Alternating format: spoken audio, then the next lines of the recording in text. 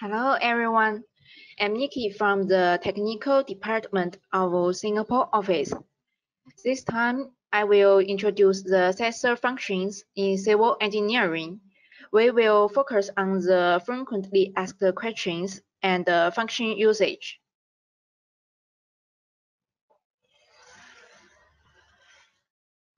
It will be from 5 parts, including information check and setting, Quasi-dynamic survey, tilt survey, static and PPK, and stakeout. Okay, let's start from the first part, information check and setting. Users often need to check the receiver information in daily use or when technical problems occur. Mainly includes firmware version, model information, and service information, and sometimes also need the log files. From this video on the right, we can see how to check this information. First, in the device connection page, you can find the receiver firmware version. But for the motherboard firmware, you need to click the serial number. You must click the serial number continuously to make the motherboard firmware to appear. And the internal information can also be checked in this page too. Second, in the additional settings, the model information can be checked. You can see the radio and the network model type here, and the receiver settings. You can also do some basic settings, including the receiver voice volume. Here, you can do some receiver settings.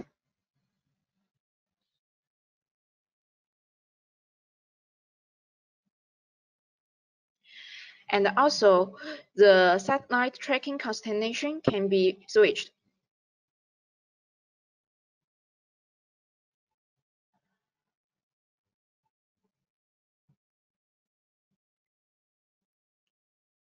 In the service information page, you can check if your receiver functions are opened, like the NFC and tilt survey.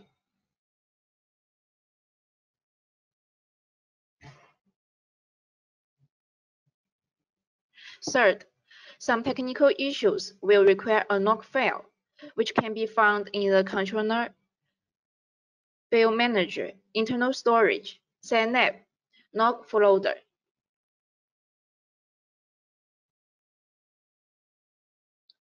So if sometimes you need to copy the Satsurv log, you can find it here.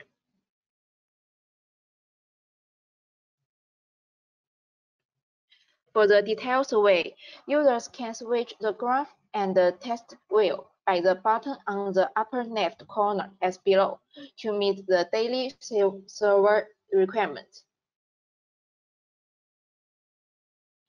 And here, you can see the different buttons on the detailed survey page. Users sometimes will forget the meaning of the button. At this time, as long as you press and hold the corresponding button, the software will display the function descriptions. And these buttons can be added, sorted, or reset in the configure display to display settings. You can choose the model and the toolbar to modify them.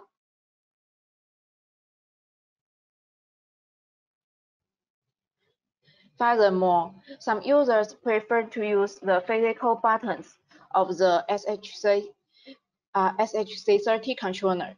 The Satsurv supports it. Here you can see the menu button can be used to display commonly used functions menu. And the number case 1 to 8 can be used in detail survey as default shortcut button.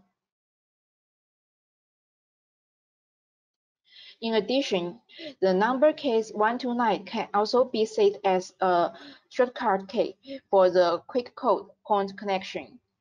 Code means that you can add a description to the collected points and change the shape and color of the points.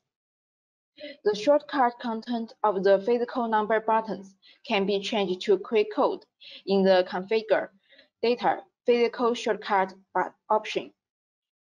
And here, then you click the code in the upper left corner on the detail survey page,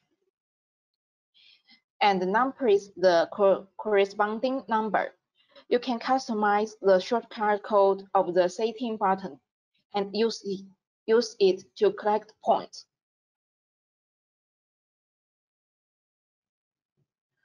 Okay, next part, we will introduce the Quasi-dynamic Survey function.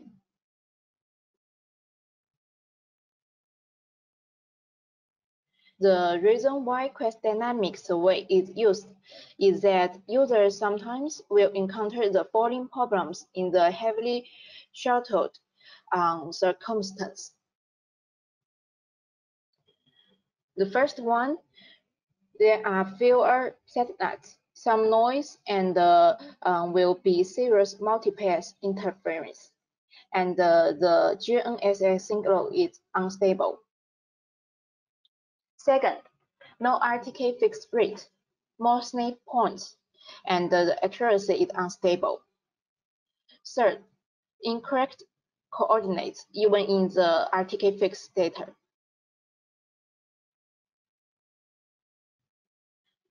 So to solve these problems, we have developed the Quasi-dynamic Survey function. It's the algorithm to get more stable and reliable RTK fixed solution in the hard sheltered circumstance, which combine actual short PPK result with the RTK result to do short post-processing to reduce sleep points. Actually, it has no effect on the precision, but it will improve the overall accuracy. We can see the picture on the right.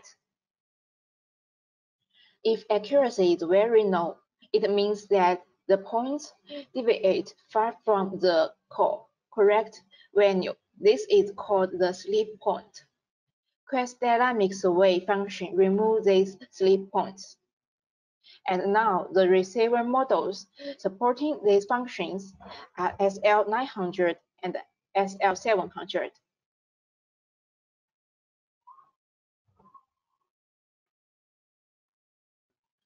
It can be opened in the additional settings, receiver settings, and there is a Quasi-dynamic RTK option.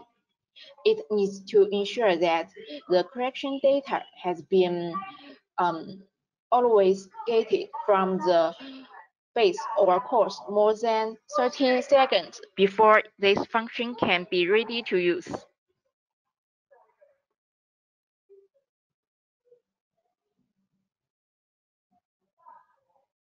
After the function is turned on, the Quasi-dynamic button will be displayed on the detail survey interface. You can click and start the collection. It will promote the receiver need to keep stable during the measuring. And the whole process will take about 20 to 40 seconds to finish. Then the software will have a sound promote and pop up the save point interface.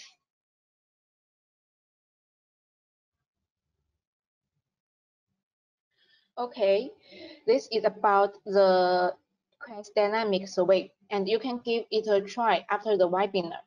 Next part, we will talk about the tilt survey.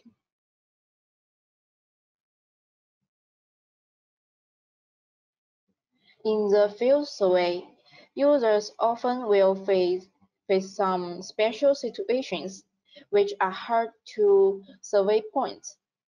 Please see the picture on the left. There are 4 common cases. The first one is that it's hard to guide the receiver to be leveling. And the second one shows points need to be measured quickly but there is no time for leveling. The third one is in a corner point, it's impossible to let the receiver be leveling. And the last picture shows that there is a point under obstacle. So that's why we need the tilt survey.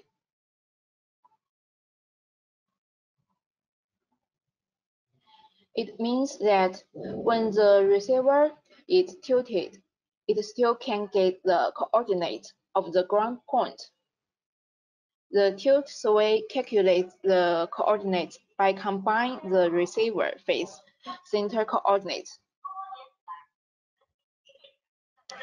tilt angle and the azimuth, pole height, and the face center offset. The receiver models currently supporting this function are SL900 and the SL700. The SL900 is calculated by the receiver magnetic sensor. SL700 is calculated by the Satsurv Tilt 2.0 software algorithm. So the method of the SL900 and the SL700 tilt survey are different.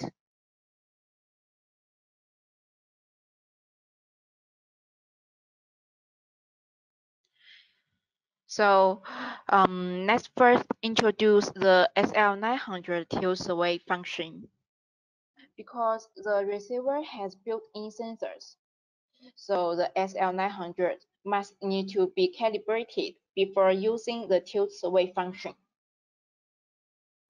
You can see here, there are 3 types of the calibration, including the electronic bubble, orientation sensor, and the magnetic calibration. But it's not really necessary to do the calibration before each use. Only the following situations need to be calibrated. First, if you use a new receiver first time to use a tilt survey, you must do the calibration. Second, change to a new survey area, and the circumstance changes greatly. Third, calibration expired. It's usually only be 30 days. And the following precautions are usually required during the calibration. First, the calibration should be done in a no magnetic interference and open air circumstance. The receiver should be in external working mode because internal UHF or internal GSM mode will have the magnetic interference itself. And third, don't take out the battery or power off the receiver during the whole calibration. So let's briefly talk about how to do the calibration. First, is the electronic bubble calibration. The user needs to keep the receiver level and stable, and then click Start in the Satsurv's additional settings electronic bubble calibration option. Then the receiver will automatically complete the calibration, and the software will promote the success.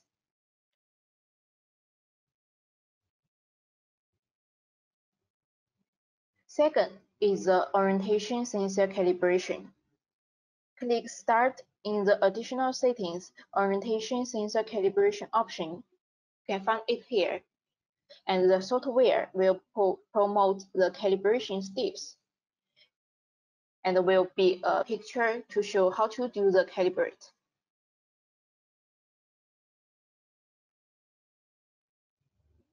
In fact, the calibration process of the orientation sensor calibration can be divided into 2 parts. First, as shown in the picture A below, users need to rotate the receiver at a constant speed and make 1 circle in about 7 seconds. Second, as shown in the picture B below, You rotate the receiver 45 degrees clockwise and then repeat the rotation of picture A again. A total of about 8 times need to be repeated to ensure that each direction is calibrated to finish it.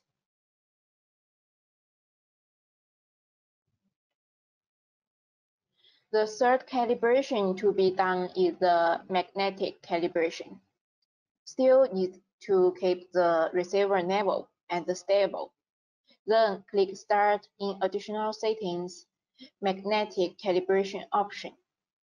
Rotate the receiver clockwise at a speed of no more than 20 degrees per second, and the software will promote that the calibration is success.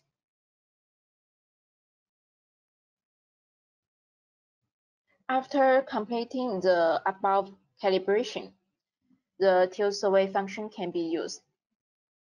It needs to be opened on the data page in the Configure option of the Detail Survey page. Users can choose normal slope or the corner slope mode. The former one is simpler, and the latter one is more precise. The first one is the normal slope mode.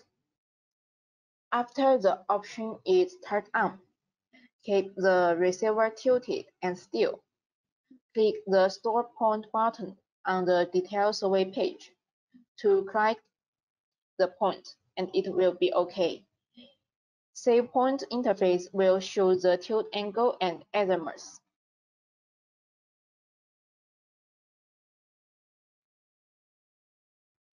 The second one is the corner slope mode. If the user uses the tilt survey in this mode, you need to keep the receiver tilted and still in two different directions, and then click the point separately. During this process, the software will promote 4 steps.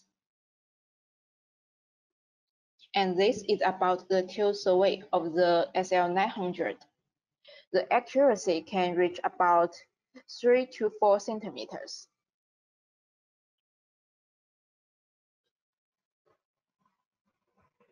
The next one is the tilt survey function of SL700. 700 doesn't have the tilt sensor, so there is no calibration is required. It's a software algorithm that combines the pole height, phase center offset, and the 5-hit real-time receiver phase center position to calculate the coordinate.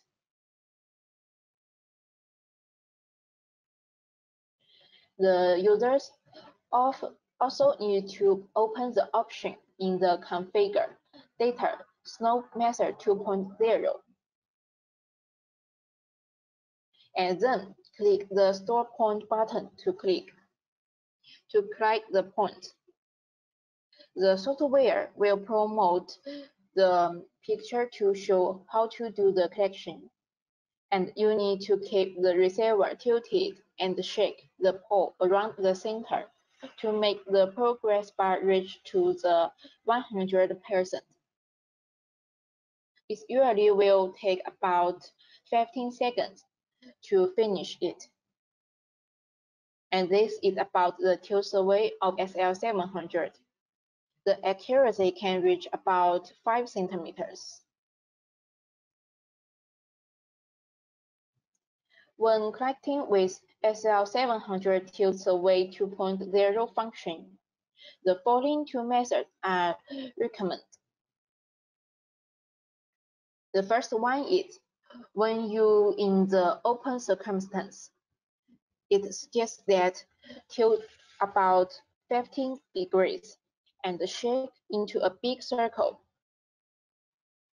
But if you are in a sheltered circumstance, it is suggested that to tilt about 45 degrees with a small circle, so that the receiver can face more sky errors to get more sadness and better accuracy. The above is the introduction about tilt survey, and now there is a questionnaire about the quasi-dynamic and tilt survey. Please help fill it out.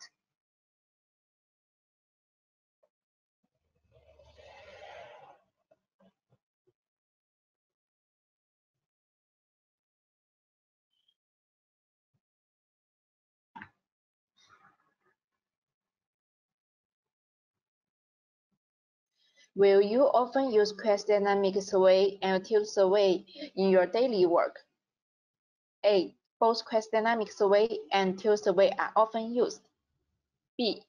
Tilt survey is often used, but the quasi-dynamic survey is rarely used. C.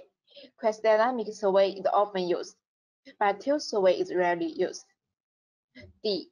Quasi-dynamic survey and tilt survey are also, both of them are rarely used.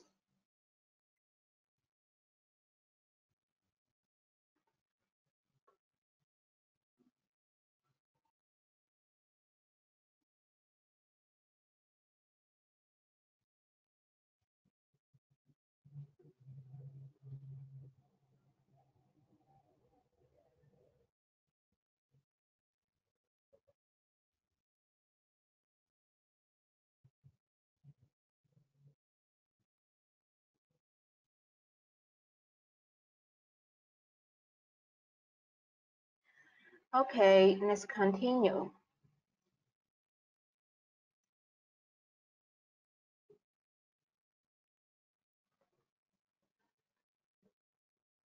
The next part is the part of static and PPK.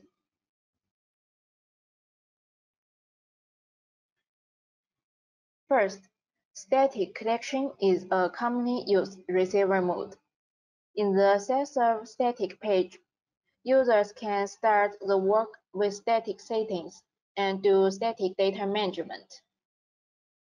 Satlab receivers usually store static data in the GNS format. It's a default option, but some receivers can also store Renix format at the same time. This store Renix data option can be opened in additional settings, receiver settings. And now, the receiver models support the function SL900, SL700, and SL600.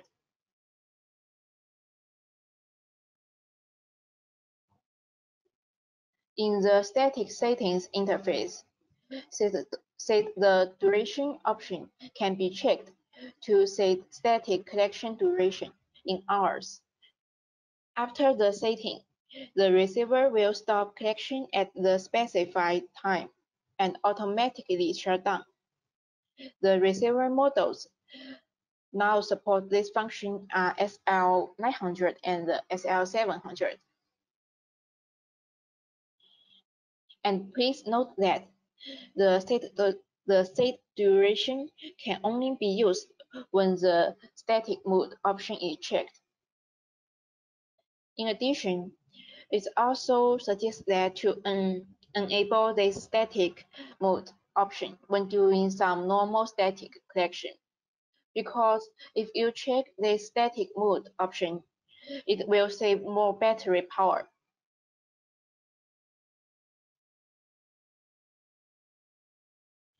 In the static data management interface, users can view the existing data files to download and delete or format.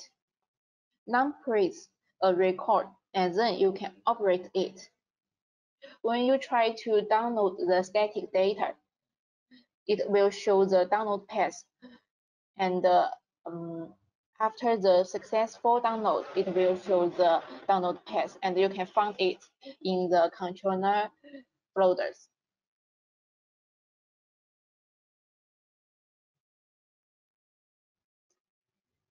Second, about the PPK. The coordinates of rover are calculated by doing the post-processing with the data collected by the base static data. And the receiver can do the temporary static collection. At the same time, with the RTK working. For now, all the Satlab receivers are support this PPK function.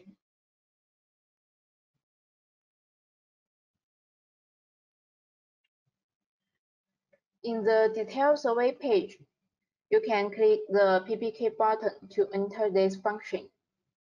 Users can click turn on the record to start the receiver mode, and the receiver will record the static data automatically. Then click the start mark at a certain position to collect the point data, and the PPK collection record can be seen in the project PPK file after finishing the collection.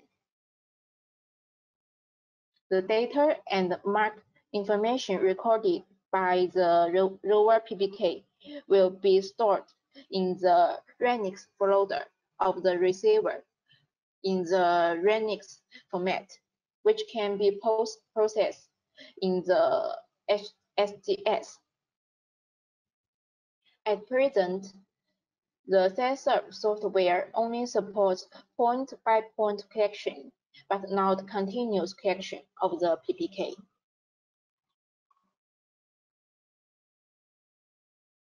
Okay, the next part, let's talk about the stakeout.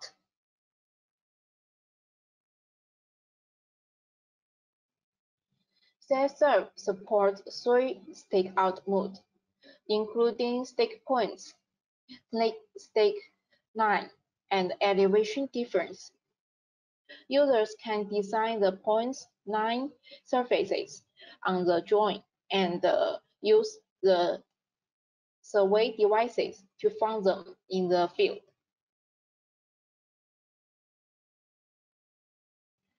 First, for the point stakeout, the user can select an existing point in the point list or input coordinates manually to do it.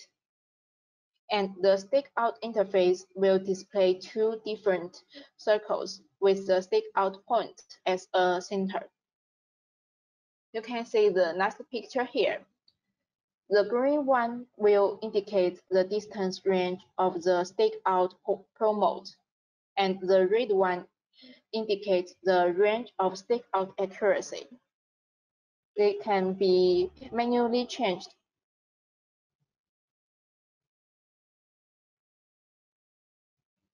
And sometimes you will need to do the offset stakeout. Then please check the offset stake option and input the horizontal distance and the azimuth to proceed. In addition, Satsurv also supports the AR stakeout. If you click the AR button to enter this interface, you can do the stakeout in the real scene.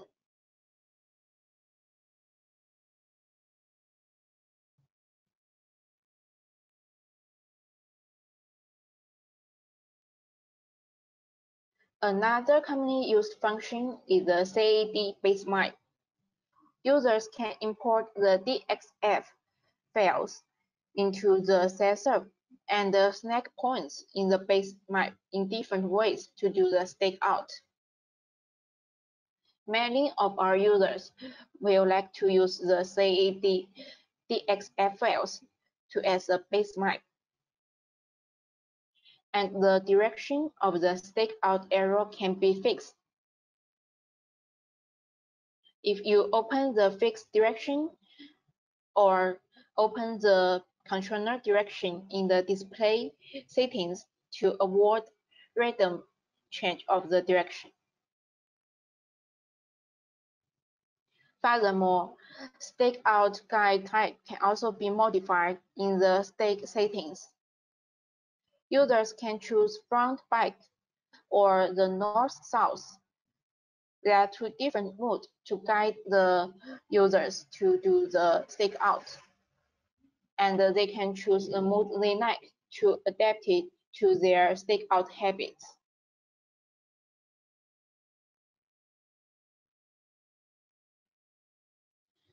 The next one is the stake line. Satsurv currently supports design and stake-out lines. There are 4 different line types in the Satsurv. You can try to only stake-out line or also the spiral curves and the circle. Users can click the Stake Line Library button and design the line in these different ways. Then the corresponding lines can be selected to do the stakeout.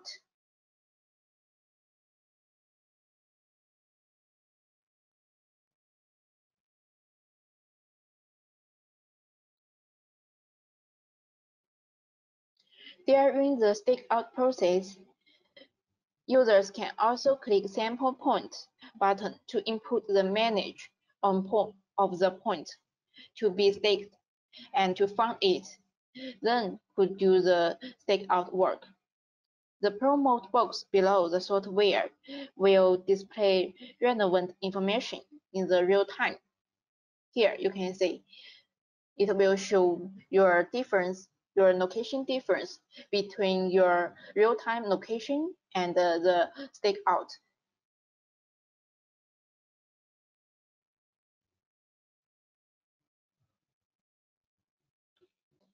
The last one is the elevation difference function.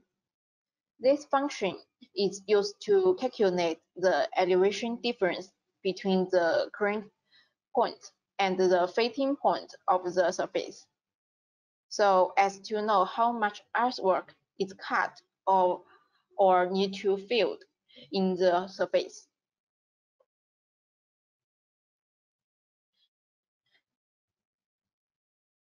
Users can click the surface library to use existing points to create the DTM surface and preview. Then apply the DTM surface to stake out. When the location is in the surface, the promote bar below here will display the elevation, and you can see you need to cut or fill. It will show the real-time height and the design height in this DTM surface.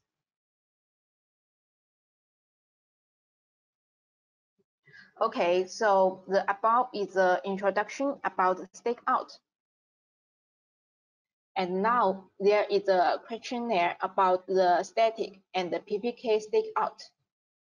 Please help fill it out.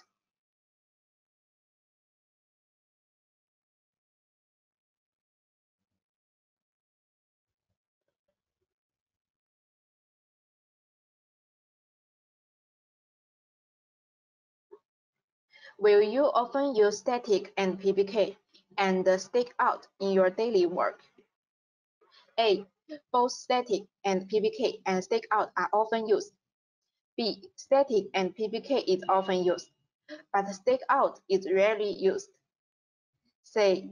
Stakeout is often used, but static and PPK is rarely used. D. Static and PPK and stakeout are rarely used.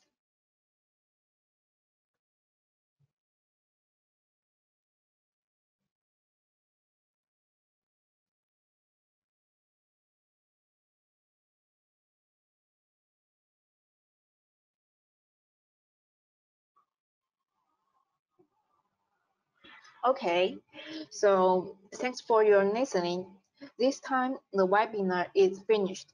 If you have any questions, you can send the email to our email address as below. And the next is our lucky draw time. Please don't go away, and the lucky draw will start soon. Thanks.